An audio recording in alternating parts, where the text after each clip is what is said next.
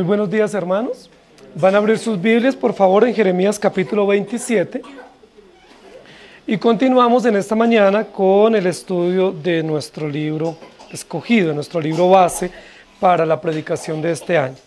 El libro del profeta Jeremías, capítulo número 27. Yo quiero que nos ubiquemos para iniciar el sermón en el último versículo de ese capítulo, es decir, en el versículo 22. Dice: a Babilonia serán transportados y allí estarán hasta el día en que yo los visite, dice Jehová, y después los traeré y los restauraré a este lugar. Y ese va a ser el texto base que vamos a usar para la predicación de hoy y del cual yo he extractado el título de la prédica de hoy. Y el título es: los traeré y restauraré. Y está justo en la última línea del capítulo 27 del profeta Jeremías. Los traeré y restauraré. Nosotros hemos estudiado el libro de Jeremías ya durante un buen tiempo y hemos visto que una de las claves de lectura de este libro es el juicio. Es decir, hay una clave judicial fuerte en este libro porque capítulo tras capítulo se habla de juicio, de reprensión, de castigo, de disciplina, de destrucción, y esa es una clave obvia de lectura de este libro. No podemos dejar de leer este libro sin considerar que el aspecto jurídico o el aspecto judicial resalta en el libro del profeta Jeremías. Es decir, que un aspecto del carácter de Dios que es notorio en este libro es la justicia de Dios. Dios que establece juicio y justicia, que reprende a su pueblo, que lo llama con muchas señales y signos y símbolos para que el pueblo de Israel comprenda que Dios es un Dios justo. Pero a pesar de que este libro es un libro que resalta la clave jurídica o judicial o la justicia de Dios, también vamos a ver que resalta la misericordia o la bondad de Dios para su pueblo. Es interesante porque estos dos aspectos del carácter de Dios siempre van juntos, no pueden ir por separados. Dios establece juicio y justicia para su pueblo porque tiene misericordia, porque los ama, porque tiene un propósito para ellos y porque por su infinita gracia ha determinado redimirles. Este capítulo 27 de Jeremías nos va a ayudar a comprender con un asunto muy específico que Dios tiene bondad de su pueblo y que va a cumplir un proceso de vindicación del pueblo nuevamente a su tierra, de establecimiento del pueblo en su tierra y de restauración de todas aquellas cosas o aspectos en los cuales ellos fueron juzgados y en los cuales hubo ruina o hubo destrucción. Entonces yo quiero que nos ubiquemos aquí en este capítulo y estemos bien atentos a lo que vamos a aprender. Si ustedes recuerdan el capítulo 1 de Jeremías, cuando Dios llamó a Jeremías, uno de los encargos para Jeremías fue desarrollar un ministerio profético internacional. Dice: yo te he puesto para ser profeta a las naciones, ¿cierto? Te he puesto para que vayas y lleves mi mensaje a las naciones. Hasta aquí Jeremías no ha salido de Jerusalén. Llevamos ya 27 capítulos y Jeremías no ha salido de Jerusalén. Está en una ciudad y en un estado, en una provincia que se llama Judá, y no ha salido para dar su discurso, para dar su mensaje a otras naciones. Entonces uno diría: ¿cómo Jeremías va a ser profeta internacional si ya llevamos unos 25 años de su labor y todavía no ha salido? No se ha subido a un avión para ir a otro país a predicar. Sin embargo, nos vamos a dar cuenta que Jeremías efectivamente, como Dios lo llamó, cumplió una tarea internacional llevando su mensaje. En esta oportunidad, Jeremías es llamado para usar un símbolo y es el símbolo del yugo. Pero básicamente el contexto del capítulo 27 es el siguiente. Babilonia ha tomado muchísima fortaleza política y militar y está subyugando a todas las pequeñas naciones, está avanzando rápidamente para invadir otras naciones y tomar posesión de ellas y obligarles o imponerles su religión e imponerles su política y su cultura. Y entonces algunas pequeñas naciones están intentando unir para crear un bloque de oposición en contra de Babilonia. No sabemos exactamente quién está liderando ese complot para generar como una coalición que vaya en contra de Babilonia. Pero muy probablemente fue el rey Ezequías, que era el rey, o rey Sedequías, que fue el rey que estuvo en el trono en Judá y en Jerusalén. Muy probablemente este rey fue el que comenzó a conversar con algunos reyes de naciones pequeñas vecinas y dijeron, pues creemos una coalición y esa coalición la vamos a fortalecer y creamos un ejército y luego toda esa coalición va a ir en contra de Babilonia. ¿Sí? En ese contexto de príncipes y delegados diplomáticos que vienen de otras naciones para reunirse en Jerusalén, es que se va a dar este capítulo. El capítulo surge cuando están todos esos diplomáticos o posiblemente ministros de guerra o embajadas que vienen de otros países para armar todo un plan estratégico para ir en contra de Babilonia.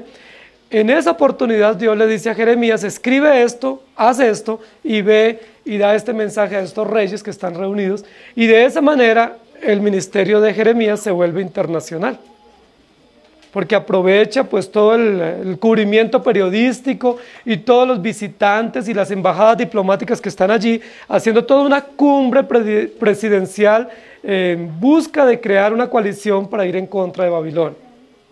En esa oportunidad, en ese sentido, viene Jeremías a dar su discurso. Queridos hermanos, Jeremías le ha tocado tareas muy difíciles hasta donde vamos. Recuerden que en el capítulo anterior estaba amenazado nuevamente de muerte de manera oficial. Jeremías tiene una tarea supremamente ardua, no era una tarea pequeña. Ahora tiene que enfrentarse a esos reyes o a esas embajadas que vienen de esos reinos para decirles que ellos son falsos y que son mentirosos y que además de eso también ellos van a perder si se intentan armar una coalición para ir contra Babilonia y que todos ellos van a ser derrotados. Jeremías tiene una tarea muy difícil, es una tarea supremamente ardua, amenazante para él mismo, pero él lo tiene que hacer. Yo quiero que recordemos Jeremías 1, versículo 5. Dice así, antes que te formase en el vientre te conocí, y antes que nacieses te santifiqué y te di por profeta a las naciones.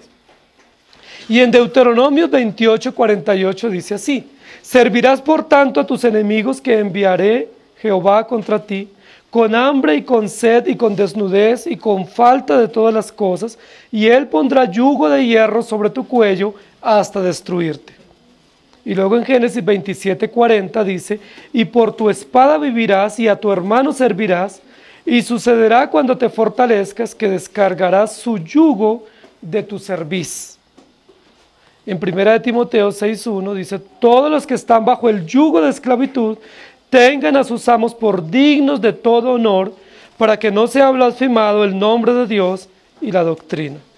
Y en Jeremías 28:1 dice así, aconteció en el mismo año, en el principio del reinado de Sedequías, rey de Judá, en el año cuarto, en el quinto mes, que Ananías, hijo de Azur, profeta que era de Gabaón, me habló en la casa de Jehová delante de los sacerdotes y de todo el pueblo.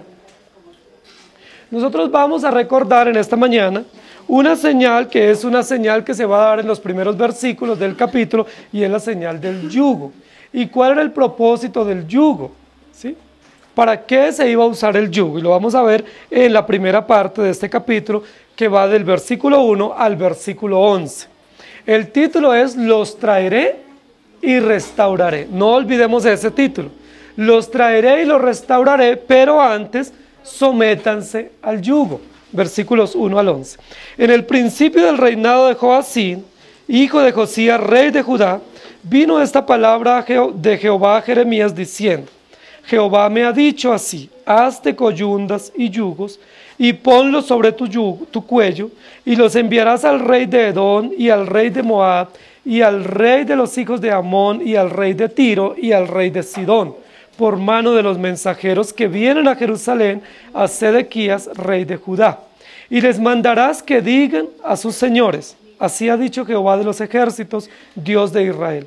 Así habéis de decir a vuestros señores, yo hice la tierra, el hombre y las bestias que están sobre la faz de la tierra, con mi gran poder y con mi brazo extendido, y la di a quien yo quise. Y ahora yo he puesto todas estas tierras en mano de Nabucodonosor, rey de Babilonia, mi siervo, y aún las bestias del campo le he dado para que le sirvan, y todas las naciones le servirán a él, a su hijo y al hijo de su hijo, hasta que venga también el tiempo de la misma tierra, y la reduzcan a servidumbre muchas naciones y grandes reyes. y a la nación y al reino que no sirviere a Nabucodonosor, rey de Babilonia, y que no pusiera su cuello debajo del yugo del rey de Babilonia, castigaré a tal nación con espada y con hambre, y con pestilencia, dice Jehová, hasta que la acabe yo por su mano.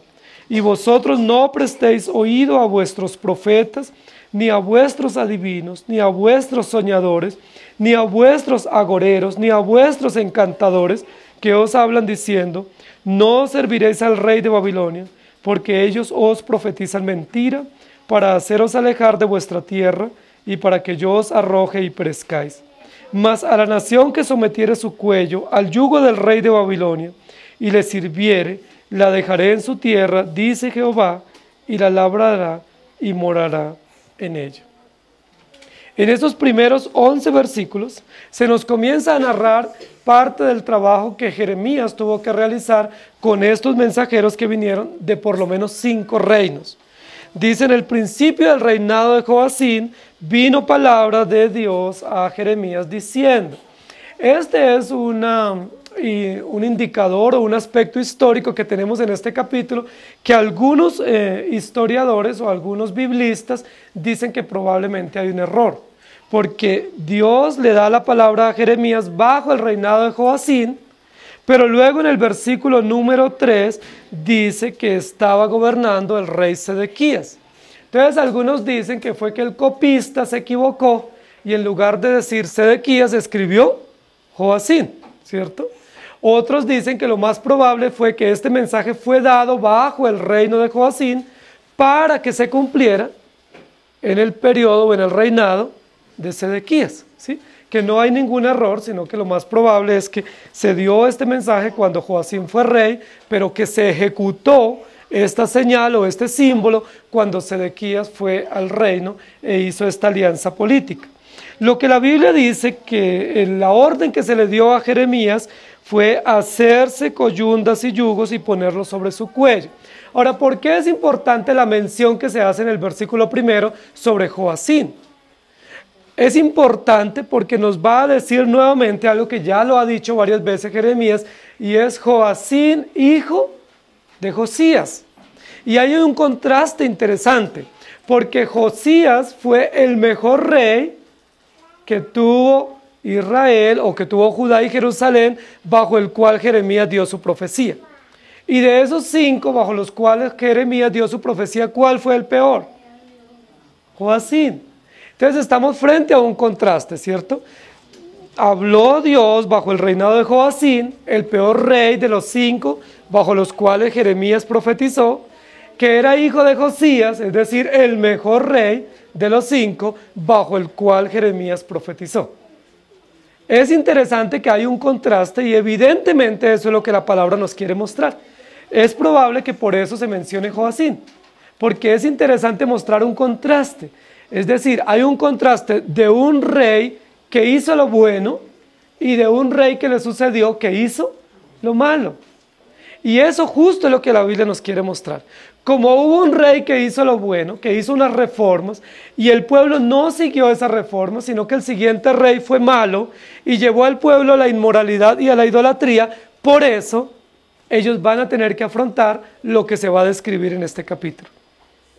Lo que va a hacer Jeremías, versículo 2, es hacerse unas coyundas y unos yugos y ponerlos sobre su cuello. Dice la Biblia que iba a hacer unos yugos de madera y que los iba a poner sobre su cuello.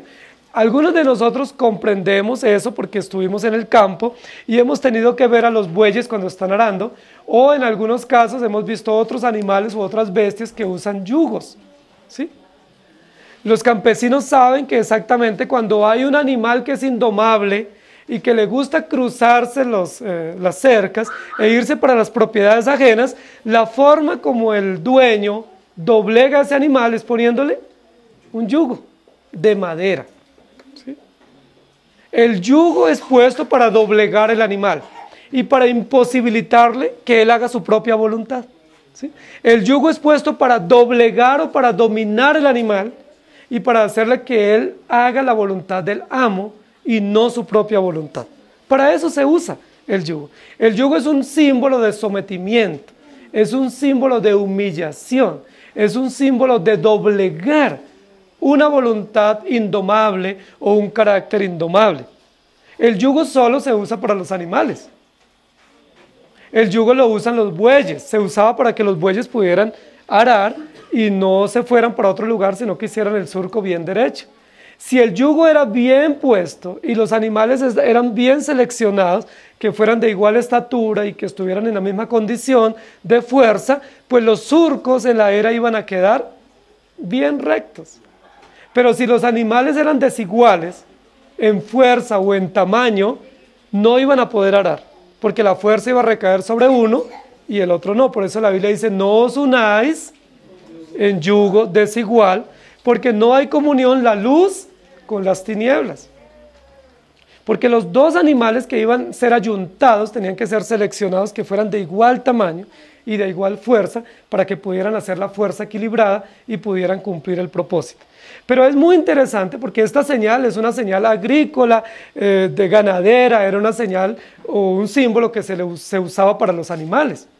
¿Por qué la palabra de Dios en el versículo 2, Dios le dice a Jeremías, hazte yugos y coyundas para amarrar esos yugos y ponlos sobre tu cuello? Nunca nosotros habíamos visto que el yugo se podía poner también en una persona. Y luego dice, y los enviarás al rey de Edom, y al rey de Moab, y al rey de los hijos de Amón, al rey de Tiro y al rey de Sidón, por mano de los mensajeros que vienen a Jerusalén, a Sedequías, rey de Judá. El versículo número 2 es un versículo supremamente llamativo, porque en otras oportunidades Dios le había dado señales a Jeremías, pero en esta oportunidad le da una señal que él mismo tiene que fabricarla e imponerla sobre su propio cuello. ¿Ustedes se imaginan cómo podría caminar Jeremías con un yugo de madera amarrado en su propio cuello?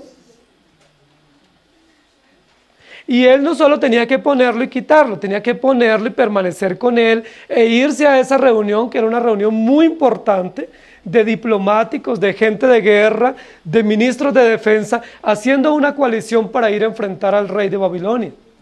Mientras estaban los embajadores de estos 5 reinados, o estos 5 reyes, Jeremías tenía que presentarse a esa reunión con 5 encomiendas que iba a mandar por mano de ellos.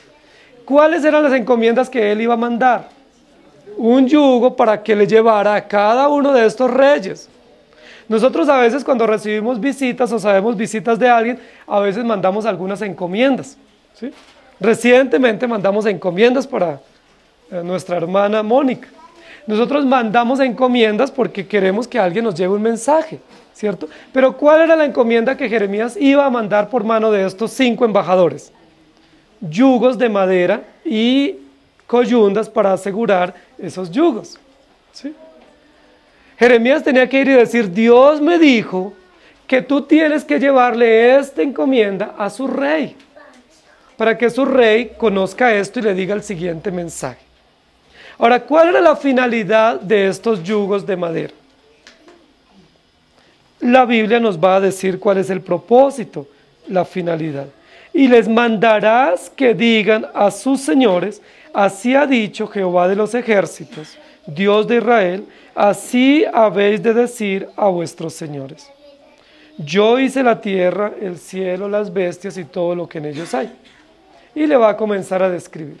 Pero básicamente lo que Jeremías tiene que hacer, simbólicamente, es poner el yugo sobre su propio cuello y caminar con ese yugo y enseñarle a estos príncipes cómo debe ser explicado el propósito del yugo para estos 5 reyes que están en Jerusalén en estos días. Ahora, Jeremías tiene que poner el yugo sobre el cuello. Imagínense ustedes si pueden caminar con algo en el cuello de madera que les imposibilite caminar derechos. ¿Cuál sería la sensación? O sea, primero no podrían caminar derechos, ¿cierto? Porque ese yugo estorba, imposibilita y no nos permite caminar derechos. Pero justo ese es el propósito del símbolo. El propósito del yugo es que la persona no pueda caminar derecha y que tenga que doblegarse o someterse. Por eso el versículo 2 dice, ponlo sobre tu cuello. Y habla también en otra oportunidad de ponerlo sobre la cerviz. La cerviz es las vértebras que quedan al comienzo acá de nuestra cabeza, y esas son las vértebras cervicales, y son las que nos permiten tener movimiento para nosotros doblar nuestra cabeza o levantarla. Pero generalmente, ¿cómo camina el ser humano? ¿Con la cabeza doblada o con la cabeza levantada? Normalmente caminamos con la cabeza levantada, muy erguida. Y la Biblia dice que generalmente nos cuesta mucho trabajo doblar la cabeza, porque doblar la cabeza significaría doblar mi voluntad, o doblegar mi voluntad, o someterme a algo o a alguien. El propósito de esta señal es que al imponer la señal en el cuello, ¿qué va a suceder inmediatamente? Tenemos que doblarnos, es decir, someternos, y no podemos imponer nuestra propia voluntad. La Biblia dice en muchísimas oportunidades que el hombre y la mujer es duro de cerviz. Es decir, pareciera que esas vértebras no le permiten movimiento y doblegar su cabeza ante la voluntad de Dios. El propósito de esta señal es: dobléguense, sometan su voluntad y sometan sus agendas a Dios. Sométanse a Dios, porque solo a través del sometimiento a Dios y a los planes de Dios, ustedes van a poder vivir en medio de la oposición. Luego el versículo 5 dice: yo hice la tierra, el hombre y las bestias que están sobre la faz de la tierra, con mi gran poder y con mi brazo extendido, y la di a quien yo quise. Y ahora yo he puesto todas estas tierras en mano de Nabucodonosor, rey de Babilonia, mi siervo, y aún las bestias del campo le he dado para que me sirvan. Y todas las naciones le servirán a él y su hijo al hijo de su hijo, hasta que venga también el tiempo de la misma tierra y la reduzcan a servidumbre muchas naciones y grandes reyes. ¿Cuál es el mensaje que Dios va a mandar a través de Jeremías y de esta encomienda a estos 5 príncipes o estos 5 reyes? Que Dios es el creador de todas las cosas. La primera declaración en el versículo 5 es una declaración de soberanía. ¿Quién es soberano sobre toda la creación? ¿Quién hizo todas las cosas? ¿Quién hizo la tierra, la naturaleza? ¿Quién hizo las bestias, los animales y todo lo que hay sobre la tierra? ¿Cómo fue hecho eso? Con gran poder y con autoridad, con brazo extendido, con mucha autoridad y gobierno, Dios hace y sustenta todas las cosas. Entonces, primero, Dios hizo todas las cosas. Segundo, las hizo con poder y con autoridad. Y tercero, Él las puede dar a quien Él quiera.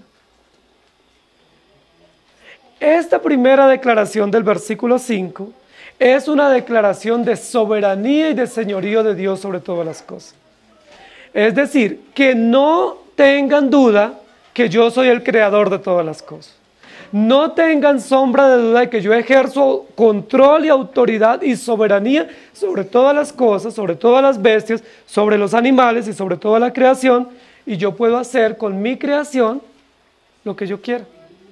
Yo la puedo dar, yo la puedo entregar a quien yo quiera. Y el versículo siguiente, Dios dice: ahora, en este momento histórico, yo la he entregado a Nabucodonosor, mi siervo. La historia dice que Nabucodonosor fue uno de los hombres más crueles que ha existido sobre la tierra. Era un hombre terriblemente cruel.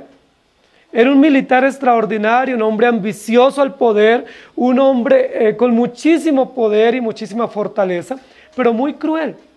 Subyugó no solo a los judíos, sino oprimió a todas las naciones. Las naciones que nosotros vimos en capítulos anteriores fueron gobernadas y dominadas y expropiadas por este rey, porque era un hombre muy lujurioso y ambicioso al poder.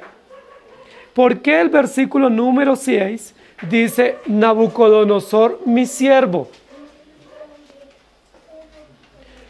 Nabucodonosor era siervo de Dios para hacer la voluntad de Dios agradable para su pueblo.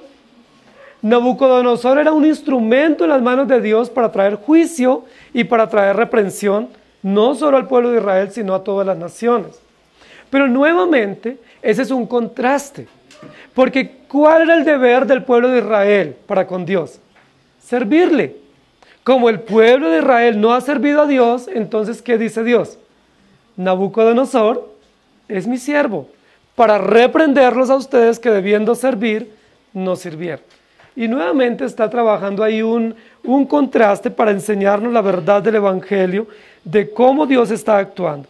Nabucodonosor, rey de Babilonia, subyugará todas las bestias, los campos y las personas y todas las naciones le servirán a él. Versículo 6.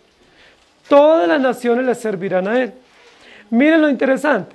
Como ustedes no se doblegaron ante mí, dice Dios, como ustedes no doblaron su voluntad y se sometieron a mi precepto y me sirvieron, entonces serán llevados cautivos y tendrán que doblegarse y someterse ante un rey pagano, ante una nación idolátrica e inmoral y servirle. Todas las naciones le servirán. Y esto nos da una excelente aplicación. ¿Qué es mejor, servir a Dios o servir al mundo? ¿Qué es más importante para nosotros, doblegarnos, someternos ante el propósito perfecto de Dios o ser sometidos por el mundo? Lo que Dios le está diciendo al rey Sedequías y a estos 5 príncipes reunidos junto a él para crear una estrategia de guerra, de oposición, es: como ustedes no se han sometido a mi voluntad y como ustedes no se han sometido a la palabra de Dios y no se han doblegado, entonces ahora se someterán al cautiverio y a la invasión cruel y sanguinaria del rey Nabucodonosor. Es decir, ustedes pueden crear todas las estrategias que tengan para defenderse, pero ninguna de esas estrategias les va a servir porque efectivamente ustedes serán llevados cautivos. Y luego el versículo 8 dice: debajo del yugo del rey de Babilonia estarán. ¿Sí? Y les castigaré con hambre, con espada, con pestilencia. Les juzgaré y les reprenderé. Y luego el versículo número 9 nos va a dar otra razón de por qué Dios va a establecer juicio contra estas 5 naciones. Si ustedes recuerdan, estas naciones básicamente salieron de los judíos. Edom, ¿se acuerdan el origen de Edom? Moab, Amón, ¿cierto? Tiro y Sidón venían de descendencia de los judíos, de las descendencias de la historia bíblica, de Abraham y de los hijos que él tuvo con otras mujeres. Luego dice: estas naciones servirán a Babilonia. Pero el versículo 9 dice: y vosotros no prestéis oído a vuestros profetas, ni a vuestros adivinos, ni a vuestros soñadores, ni a vuestros agoreros, ni a vuestros encantadores, que os hablan diciendo: no serviréis al rey de Babilonia. ¿Cuál había sido uno de los problemas del pueblo de Israel y de estas 5 naciones vecinas? Que cada una de ellas se había provisto de profetas, de mensajeros falsos, de agoreros y de adivinos que les decían lo que ellos querían escuchar. Y hemos trabajado durante los capítulos anteriores que uno de los consignas del pueblo de Israel era: atiendan la voz de Dios. Sin embargo, ellos no atendían. Una y otra vez Dios dice: pero ustedes no escuchan mi voz. ¿Pero a quiénes sí escuchan con facilidad? A los adivinos, a los agoreros y a los falsos profetas. ¿Sucede hoy en la actualidad? Tenemos mensajeros de Dios y no los atendemos porque no nos gustan, porque su discurso no es atractivo, porque lo que advierten es juicio, porque nos hablan correctamente del carácter de Dios y eso no nos gusta. Pero ¿a quién prestamos atención con facilidad? A aquellos que nos endulzan el oído y nos dicen exactamente lo que nuestra propia concupiscencia quiere que se nos diga. Estas naciones, no solamente Judá, sino también las otras naciones, se habían provisto de una serie de profetas, adivinos, soñadores, encantadores, que les decían lo que ellos querían oír. Y la palabra es tan interesante que nos da varios sinónimos para que no nos quede duda. Porque si dijera solamente profeta, cualquiera diría: no, pues sí, profetas. Dios estableció profetas. Pero la Biblia dice que estos profetas eran falsos Y esos profetas realmente eran unos soñadores. Es decir, enseñaban o decían cosas utópicas que nunca se iban a dar y de esa manera distraían al pueblo. La invasión era inminente, no solo para Judá, sino para todas estas naciones vecinas. Sin embargo, ¿qué decían estos soñadores en sus reuniones? No vamos a servir al rey de Babilonia. No vamos a ir cautivos. No es cierto que el rey de Babilonia va a prevalecer. Unámonos y creemos un bloque común para ir en contra de Babilonia, porque no es cierto que eso va a suceder. Y de esa manera habían tranquilizado al pueblo, y de esa manera ellos crearon una estrategia militar para defenderse de Babilonia, porque estos soñadores o estos adivinos o encantadores les decían, no es cierto lo que va a venir. Ahora, habla de encantadores, que realmente es una práctica pagana para encantar o innubilar animales, ¿cierto? Pero aplicado a cómo estos que amaestraban o domaban o encantaban animales, lo hacían también con el pueblo.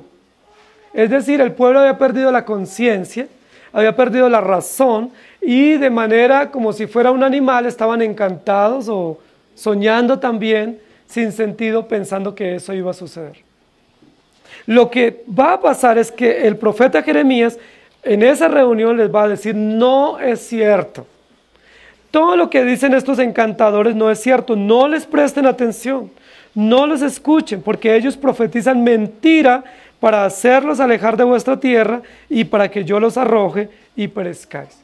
No los escuchen porque ellos dicen mentira. Queridos hermanos, nosotros hoy en día, como Jeremías lo denunció, y Jeremías se volvió odioso para su propia nación y para el mundo conocido, hoy en día nosotros enfrentamos situaciones similares. Hay falsos profetas. Hay falsos profetas que sueñan, adivinan y especulan diciendo cosas que nunca van a suceder. Por ejemplo, hay muchos soñadores hoy en día en muchísimas reuniones, justo en este momento, que estarán diciéndole a sus auditorios, el plan de Dios es bendecirte y darte muchísimas riquezas. Hay muchos soñadores, adivinos y encantadores diciéndole, Dios no está interesado en tu vida pecaminosa o en tu problema moral, Dios está interesado en bendecirte y en prosperarte y en llenarte económicamente. Hay muchísimos lugares donde habrá muchos falsos profetas diciendo a este momento, tú no tienes por qué humillarte delante de Dios. Tú no tienes por qué arrepentirte de tus pecados. Lo que tú tienes que hacer es ordenarle a Dios lo que tú quieres que Dios haga para ti.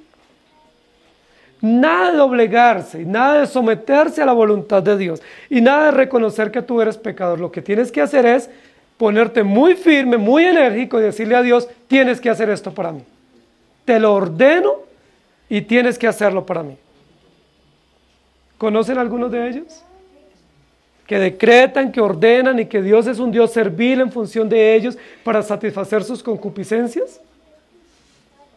Eso era lo que sucedía en la época de Jeremías. Soñadores, encantadores, adivinos, agoreros, diciendo que puede suceder muchas cosas que Dios no había ordenado. Y la orden de Dios para Jeremías y para el pueblo es no les presten oído.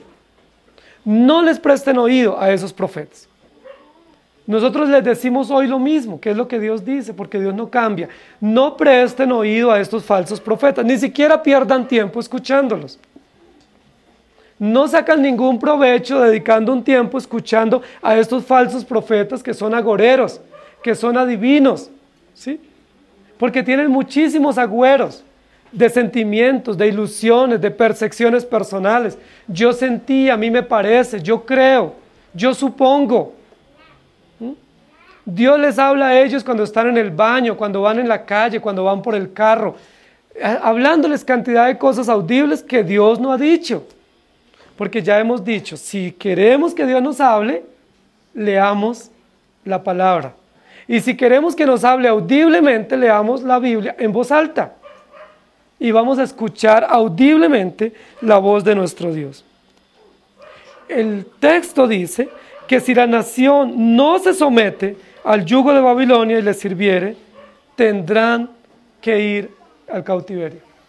Dios lo que les está diciendo es, por favor, sométanse a Babilonia y de esa manera no serán llevados cautivos. Si ustedes se someten, bajan la guardia, le dicen al rey de Babilonia que ustedes están dispuestos a servirle, él no los llevará cautivos. Pero si no se someten, serán llevados cautivos. Es decir, la única opción es, sométanse. Y ustedes y yo sabemos que el tema de la sumisión o la sujeción es un tema bíblico, pero es un tema que nosotros generalmente tenemos resistencia. Porque ¿quién de nosotros de manera dispuesta se somete? ¿Quién de nosotros llega a un lugar y dice, no, dime lo que hay que hacer, lo que tú digas está bien? Lo decimos a veces simplemente como una frase, pero en la realidad no estamos dispuestos a someternos. Muchas veces decimos, no, lo que usted diga, pero cuando se dice algo, dice, no, así no, yo no estoy de acuerdo, o no lo voy a hacer, o olvídese que me voy a someter. Pero la Biblia lo que dice es que Dios aprecia la voluntad dispuesta. Y el plan de esta señal es que nosotros comprendamos que debemos someternos. Primero, ¿a quién nos debemos someter? A Dios, porque Él es el creador soberano de todas las cosas. Nos debemos de someter. El sometimiento no es una opción para el creyente. El sometimiento es una obligación. Sométanse a Dios. Sométanse a Dios, ¿por qué? Porque Él es el creador de todas las cosas, porque Él es soberano y porque Él es la autoridad nuestra sobre todas las acciones y decisiones. Sométanse a Dios. Pero la segunda acción de sometimiento, en el caso del capítulo, ¿para quién es? Sométanse al rey de Babilonia. Es decir, sométanse a sus autoridades. Sométanse a las autoridades porque Dios, que es soberano, nos puso autoridades y esas autoridades las puso porque Él quiso. ¿A quién quiso darle el mundo conocido en ese momento histórico? A Babilonia, y se constituyó un imperio poderoso. Entonces, por lo tanto, sométanse. Muchas personas dicen, no, yo a Dios sí me le someto, pero yo no me someto a los hombres. Bueno, es imposible. Porque mi sometimiento a Dios lo demuestro a través del sometimiento a las autoridades que Dios ha puesto.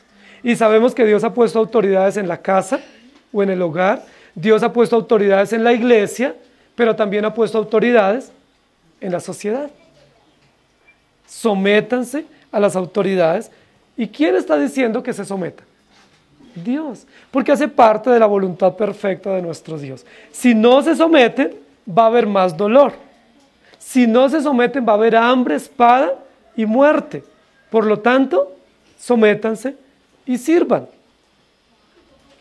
La segunda parte de este capítulo nos habla justo de ese tema del servicio a Dios. Entonces, vamos a ir repasando. Los traeré y restauraré, pero sométanse al yugo. Es decir, un indicador para ver cómo Dios los va a llevar al exilio y los va a traer, es que tienen que someterse al yugo.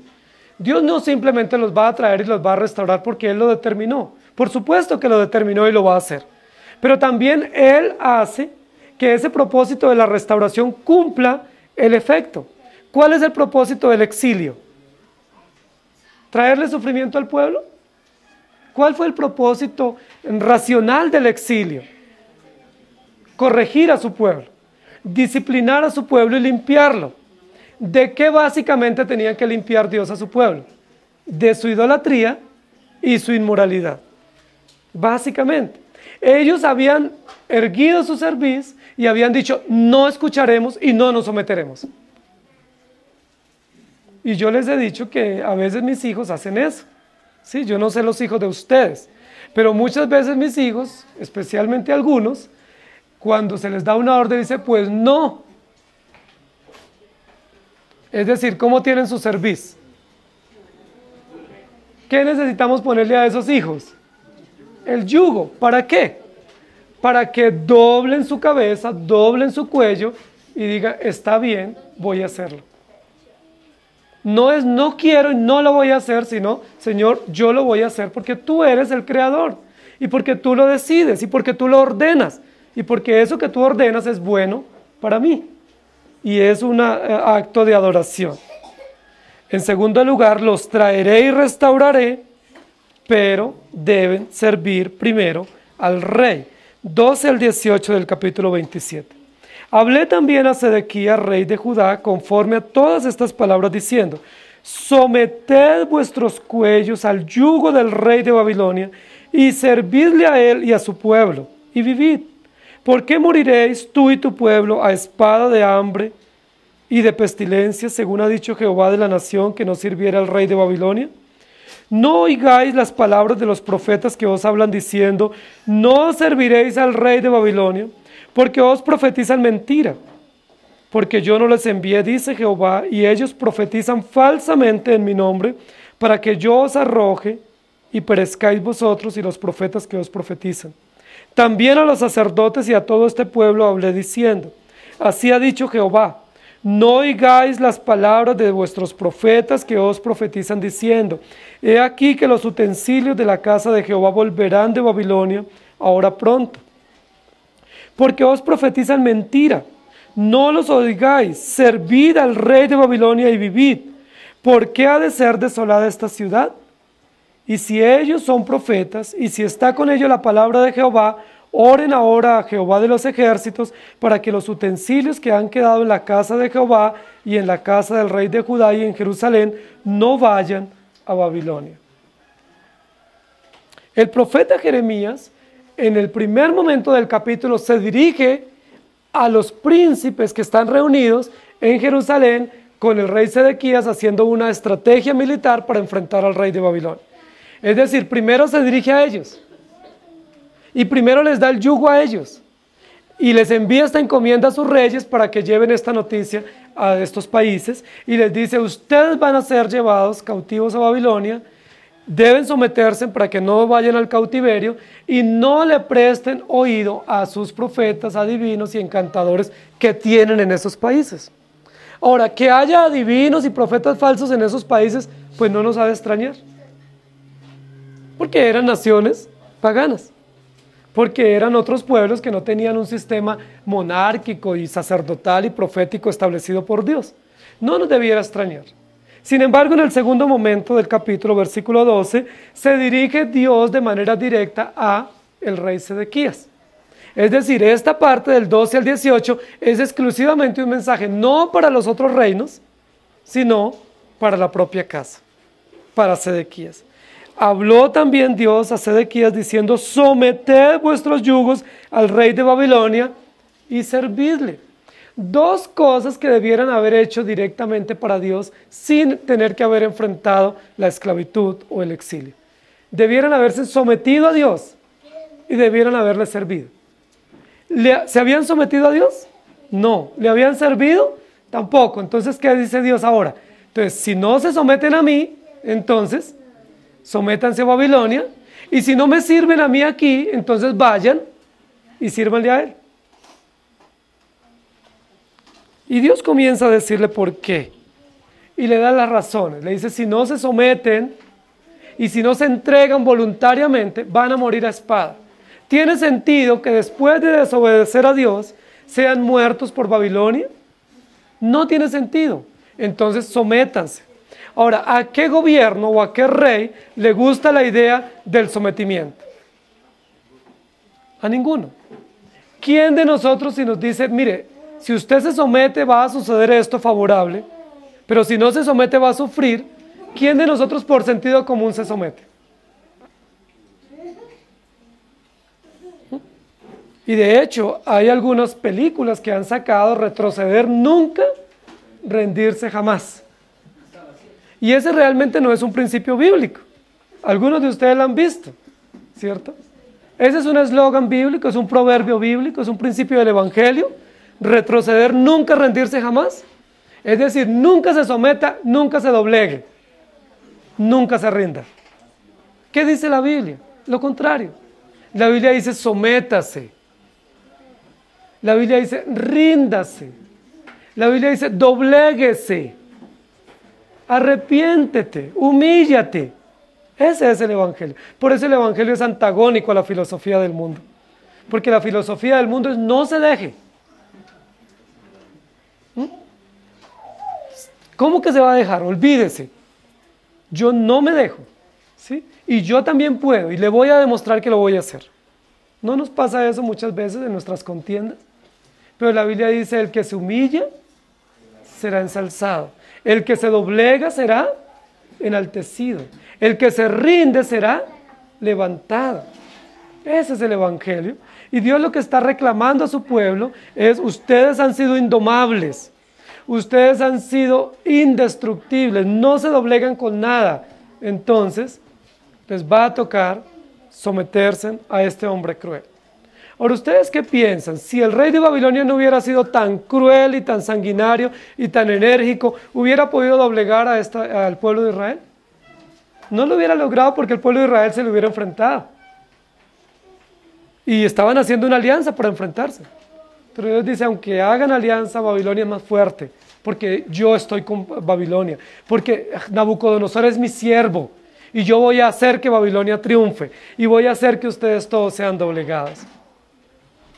Y luego sigue diciendo Dios, en el versículo 14, para Sedequías, y ya este es el mensaje local para Jerusalén y Judá, no oigáis las palabras de los profetas que os hablan diciendo, no serviremos a Babilonia, porque ellos les profetizan mentira. Es decir, no solo las otras naciones tienen profetas falsos, que realmente son unos adivinos y unos encantadores, unos soñadores, sino que también el pueblo de Israel se ha provisto de profetas falsos. ¿Por qué ellos no atendían lo que Jeremías decía? Porque lo que Jeremías decía no les agradaba. A su oído no era agradable, pero lo que decían los profetas falsos era muy agradable al oído. No vamos a tener que ir a Babilonia. Nos hemos portado muy mal, pero Dios está con nosotros y no vamos a ir al exilio. Pero luego Dios se dirige a los sacerdotes, versículo 16. También a los sacerdotes les dije, así ha dicho Jehová, de vuestros profetas que profetizan diciendo. El tema de los sacerdotes era el siguiente. Había existido anteriormente una invasión de soldados babilonios y había habido una primera deportación. ¿Recuerdan? Que en esa primera deportación fueron los jóvenes sabios que estuvieron allá, entre ellos Daniel. En esa primera deportación, lo que hicieron estos soldados babilónicos fue llevarse a los jóvenes más inteligentes, a las promesas académicas y morales del pueblo, se los llevaron, y también se robaron gran parte de los utensilios del templo. Ellos fueron al templo y se llevaron los utensilios. ¿Qué hacían básicamente los países cuando invadían otro país y lo querían subyugar? Una forma de subyugarlo era robarle sus ídolos y robarle sus dioses y llevarlos y ponerlos en el templo del que había dominado, que había tenido la victoria, y de esa manera doblegar al pueblo, porque si ellos robaban sus ídolos y los ponían allá, lo que le estaban diciendo es su Dios no sirve, sus ídolos están acá, entonces sírvanos porque somos más poderosos, porque pudimos robar sus ídolos y nos los trajimos. Pero el pueblo de Israel tenía ídolos propios.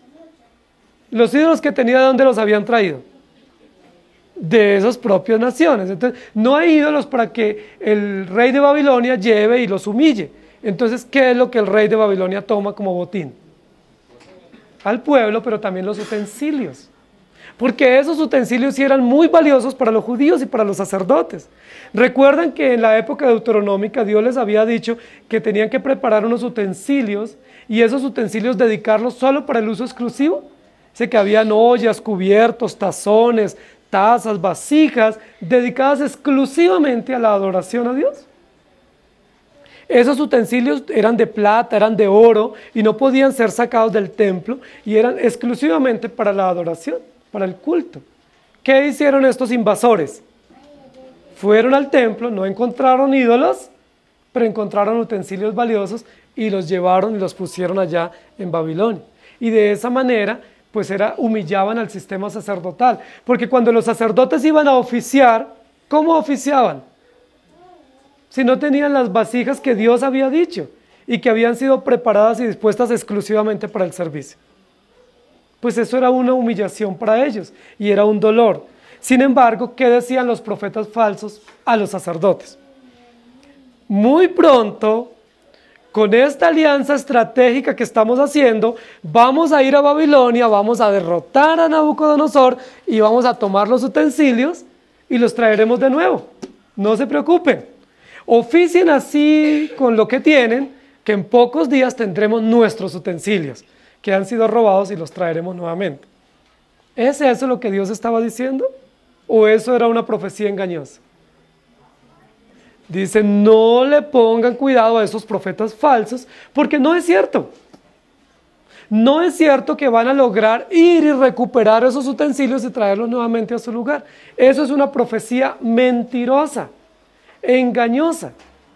Lo cierto es todo lo contrario, que van a ser llevados cautivos y van a estar 3 generaciones cautivos durante 70 años. Tú, tus hijos y los hijos de tus hijos. Y no solo tú y tus hijos y tus nietos servirán al rey, sino que todos los pueblos y luego serán traídos. Entonces no acepten esta profecía engañosa. No los oigáis, versículo 17. Servid al rey de Babilonia y vivid. Ahora, los sacerdotes están sufriendo porque ellos, cuando tuvieron la oportunidad de dedicar el culto exclusivamente para Dios, no lo hicieron.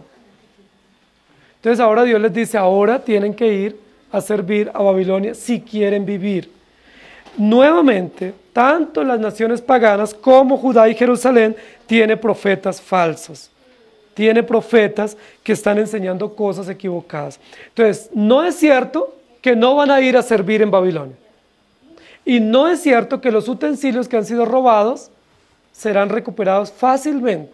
Es como de aquí a poco. En breve tendremos esos utensilios. No se preocupen. Y el profeta Jeremías les dice es todo lo contrario. Más bien ustedes también serán llevados al lugar de donde están los utensilios. Sométanse al rey y sírvanle. Ahora, es bastante paradójico para el pueblo de Dios pensar que ellos no sirvieron a Dios en Judá y en Jerusalén y ahora tienen que ir a servir a un rey pagano. Es muy contradictorio, es muy difícil que ellos acepten eso y por eso hay gran resistencia. ¿Cómo así que vamos a tener que servir en Babilonia? Babilonia era un imperio poderoso y era enemigo de ellos y también era cruel y era inmoral. ¿Cómo así que vamos a servir a Dios? Pero Dios les dice a través de Jeremías, van a tener que ir a servir a ese rey. Y vamos a ir a la tercera parte, versículos 19 al 22. Y dice así, porque así ha dicho Jehová de los ejércitos acerca de aquellas columnas, del estanque, de las basas y del resto de los utensilios que quedan en esta ciudad, que no quitó Nabucodonosor, rey de Babilonia, cuando transportó de Jerusalén a Babilonia a Jeconías, hijo de Joacín, rey de Judá, y a todos los nobles de Judá y de Jerusalén. Así pues ha dicho Jehová de los ejércitos, Dios de Israel, acerca de los utensilios que quedaron en la casa de Jehová y en la casa del rey de Judá y en Jerusalén. A Babilonia serán transportados y allí estarán hasta el día en que yo los visite, dice Jehová, y después los traeré y los restauraré a este lugar. El versículo 19 en adelante no es nada esperanzador para el rey Sedequías y para los que están escuchando y los que van a tener que vivir este momento. No es nada esperanzador porque termina la parte anterior diciendo, no se preocupe, las tazas, los cubiertos, las vasijas, los garfios serán traídos con facilidad y podremos oficiar nuestras ceremonias tranquilamente. Pero el versículo 19 lo que Dios le dice es, no señores, así dice Dios. Lo que Nabucodonosor no se llevó y quedó, será llevado. ¿Y qué es lo que no se llevó? Y comienza a describir las columnas del templo. Si se llevaban las columnas, ¿qué significa esto? Que el templo iba a ser totalmente destruido. ¿Sí? Recuerden que las columnas eran maravillosas, arquitectónicamente hablando. Que todo el diseño del templo era maravilloso. y que era uno de las joyas arquitectónicas del país y de los judíos, y ellos idolatraban su templo. Dice, no solo se llevaron los instrumentos sobre los cuales oficiaban los sacerdotes, sino que ese templo, que es una edificación muy notoria y muy sobresaliente, va a ser destruido. Las columnas y del estanque, de las basas y del resto de los utensilios serán llevados. Es decir, va a ser destruida la ciudad, va a ser destruida la seguridad de la ciudad, y todo lo que falta va a ser llevado también a Babilonia. ¿Eso es un mensaje halagador para una nación? ¿Ustedes creen que cuando Jeremías habló así, el rey Sedequías dijo, no, pues entonces vamos a servir al Dios verdadero?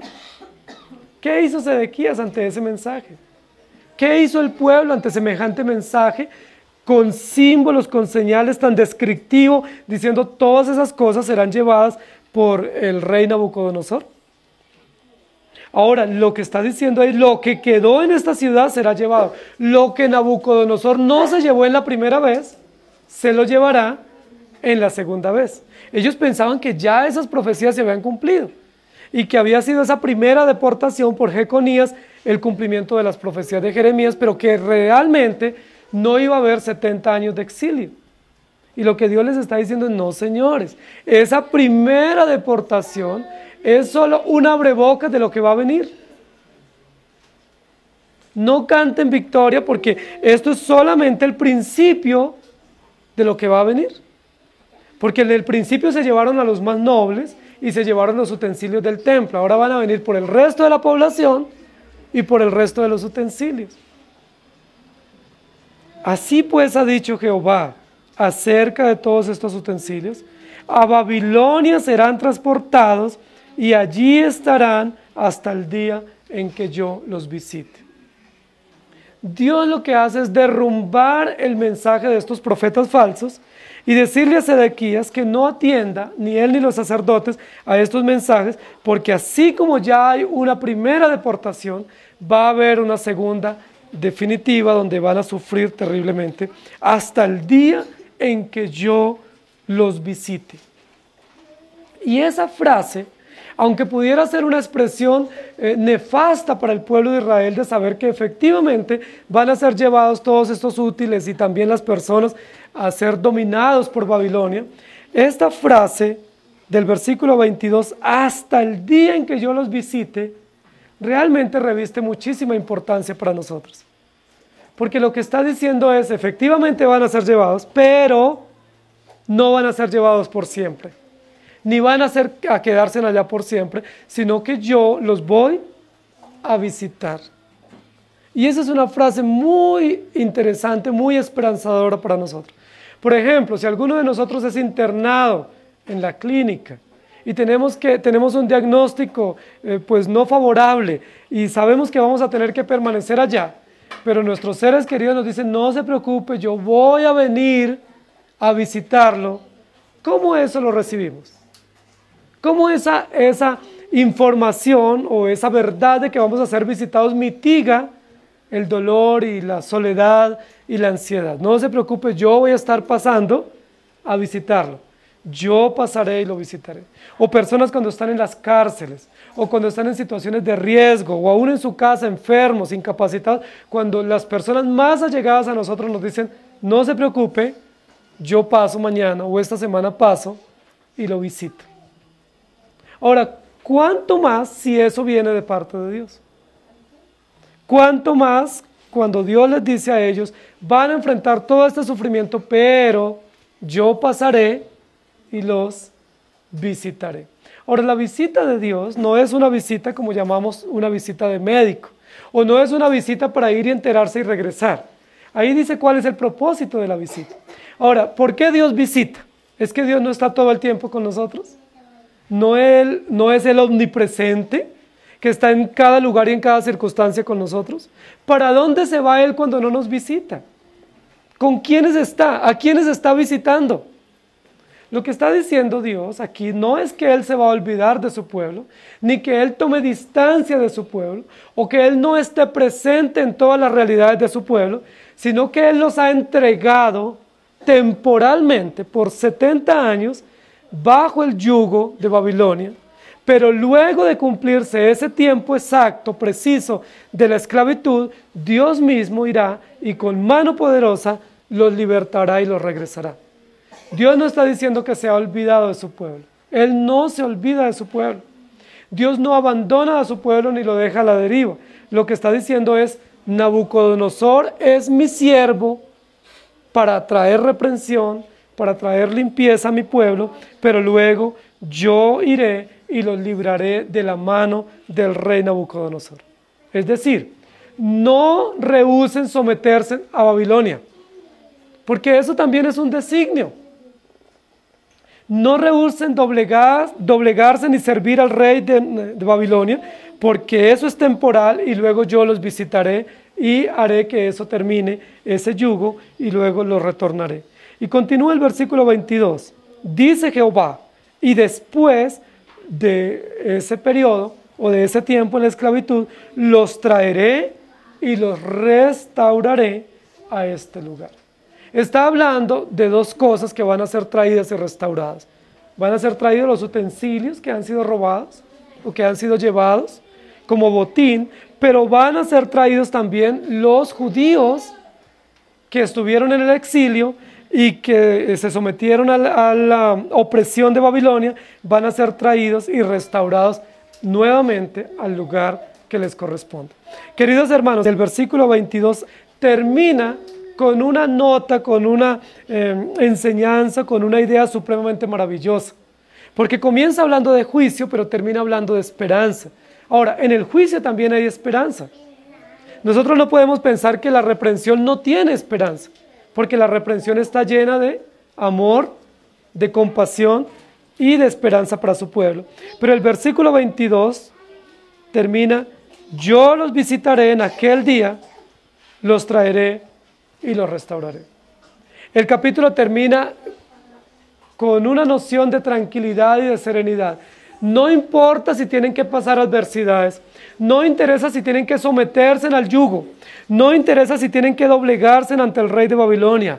Yo los visitaré en aquel día, los traeré y los restauraré. Queridos hermanos, nosotros generalmente, por nuestra propia condición natural, no estamos diseñados para doblegarnos. Todo lo contrario. Nosotros estamos diseñados por nuestra condición pecaminosa inherente a retroceder, nunca rendirnos, nunca humillarnos. Nosotros estamos diseñados para nunca reconocer nuestros errores. Esa es la condición depravada nuestra. ¿Quién de nosotros cuando comete un error dice, sí, yo me equivoqué en esto, le pido perdón? Cuando pedimos perdón, cuando a duras penas pedimos perdón, decimos, si en alguna cosa me equivoqué, o si fue que te ofendí, o ya que usted dice que se siente ofendido, entonces pues perdóneme. Pero nosotros no estamos diseñados por nuestra condición pecaminosa para reconocer nuestros errores, para doblegar nuestra cabeza y para humillarnos. Por eso el tema de la sujeción y de la sumisión es un tema neurálgico en la vida nuestra. Porque ¿quién se quiere someter? ¿Quién dice yo voluntariamente me voy a someter? No lo hacemos. Ninguno lo hacemos porque nuestra condición es no me rindo, no me someto. Y a veces hasta el último suspiro todavía no nos queremos rendir. Pero Dios es soberano y Dios es perfecto. Y como Dios es perfecto y conoce que somos hombres y mujeres depravados, Él sabe exactamente cómo doblegarnos. Dios sabe exactamente el tamaño y la calidad del yugo que debe poner sobre nuestro cuello para doblegarnos. Él sabe exactamente. En este momento histórico, ¿cuál fue el yugo para Israel? La esclavitud. Y no por 1 año, ni por 2 años, ni por 5 años. 70 años. Dios sabe cuál es el yugo. Porque si nosotros lo buscamos, nosotros no vamos a ponernos un yugo tan pesado. Porque nosotros nos amamos mucho, ¿cierto? Y nosotros por nuestro amor propio, nosotros decimos, no, ya, suavecito. Suavecito ya con eso tengo. Pero Dios dice, no, no es suavecito.